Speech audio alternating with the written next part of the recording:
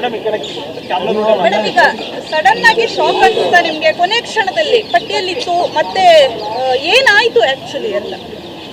ಇಲ್ಲ, ಹೈಕಮಾಂಡ್ ನನ್ನನ್ನು ಗುರುತಿಸಿ ಏನು AICC ಪಟ್ಟಿನಲ್ಲಿ ಬಂದಿದೆ ಅದನ್ನು ನನ್ನನ್ನು ಗುರುತು ಮಾಡಿದ್ದಾರೆ. ಅದು ಸ್ವಲ್ಪ ದಿವಸ, ಒಂದು 4-5 ದಿವಸ ತಾತ್ಕಾಲಿಕವಾಗಿ ಮುಂದೂಡಿದ್ದಾರೆ. ಅದಕ್ಕೆ ಮುಂದೆ ದಿನಗಳಲ್ಲಿ ಒಂದನ್ನು ಹೈಕಮಾಂಡ್ ಅದನ್ನು ನಮ್ಮನ್ನು ಕನ್ಸಿಡರ್ ಮಾಡುತ್ತೆ. ನನಗೇನು ಹೇಳಲ್ಲ, ನಾನು ಯಾವುದಕ್ಕೂ ರಿಯಾಕ್ಟ್ ಮಾಡಲ್ಲ. ಇಲ್ಲ, ನಾನು ಯಾವುದಕ್ಕೂ ರಿಯಾಕ್ಟ್ ಮಾಡಲ್ಲ. ಸಿಗುತ್ತೆ ಅಂತ ನಿರೀಕ್ಷೆ ಇದೆ, ಸಿಗುತ್ತೆ ಅಂತ ನಿರೀಕ್ಷೆ ಇದೆ, ಖಂಡಿತ ಸಿಗುತ್ತೆ ಅನ್ನೋ ನಿರೀಕ್ಷೆ ಇದೆ.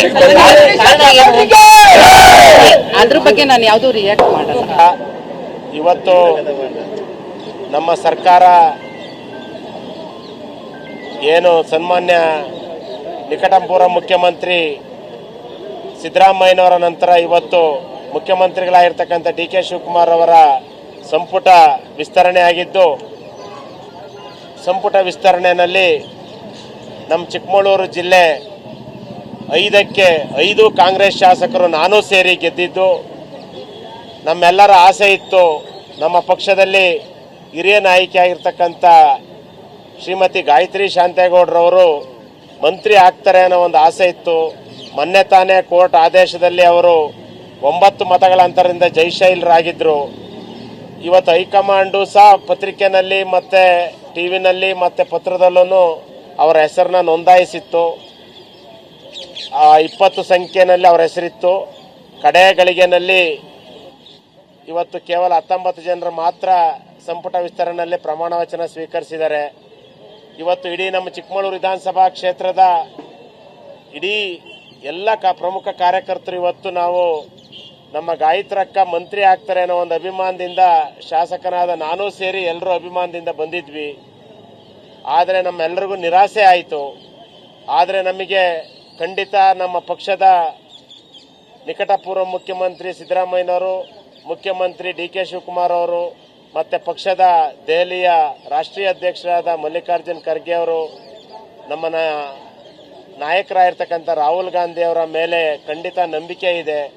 ಇನ್ನೊಂದು ಸ್ಥಾನ ಉಳಿಸಿರೋದನ್ನಾದ್ರೂ ಒಂದು ಮಹಿಳಾ ಕೋಟದಲ್ಲಿ ನಮ್ಮ ಚಿಕ್ಕಮಗಳೂರು ಜಿಲ್ಲೆ 5ಕ್ಕೆ 5 ಗೆದ್ದಿರೋದು ನಮ್ಮ ಜಿಲ್ಲೆಗೂ ಅವಕಾಶ ಕೊಟ್ಟಂಗೆ ಆಗ್ತದೆ.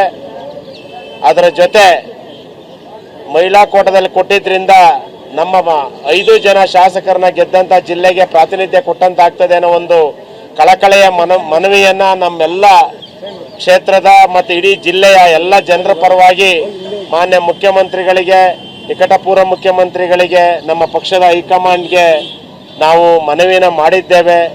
ಅವರು ನಮಗೆ ಬಹಳ ಪೂರಕವಾಗಿ ಸ್ಪಂದಿಸಿದ್ದಾರೆ.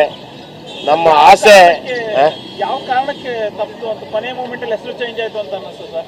ನಮಗಿನ್ನೂ ಗೊತ್ತಿಲ್ಲ. ಅದು ನಮ್ಮ ಹೈಕಮಾಂಡ್ ಯಾಕೆ ಕೊನೆ ಗಳಿಗೆಯಲ್ಲಿ ತಪ್ಪಿಸಿದ್ರು ಅಂತ ಖಂಡಿತ ನಮಗೆ ಗೊತ್ತಿಲ್ಲ. ಮುಂದೆ ಏನಾದ್ರು ಗೊತ್ತಾಗ್ಬೋದು. ಆದರೆ ನಮಗೊಂದು ಅಪಾರ ನಂಬಿಕೆ ಇದೆ. ನಮ್ಮ 2ನೇ ಬಾರಿ ವಿಧಾನ ಪರಿಷತ್ ಸದಸ್ಯರಾಗಿರುವ ಗಾಯತ್ರಿ ಶಾಂತೇಗೌಡರವರು ನಮಗೆಲ್ಲರಿಗೂ ಒಂಥರ ಅಕ್ಕನ ರೀತಿಯಲ್ಲಿ ನಮ್ಮ ಪಕ್ಷದ ಗೆಲುವಿನಲ್ಲಿ 5ಕ್ಕೆ 5 ಗೆಲುವಿನಲ್ಲಿ ಅವರು ಪಾತ್ರ ವಹಿಸಿದ್ರು.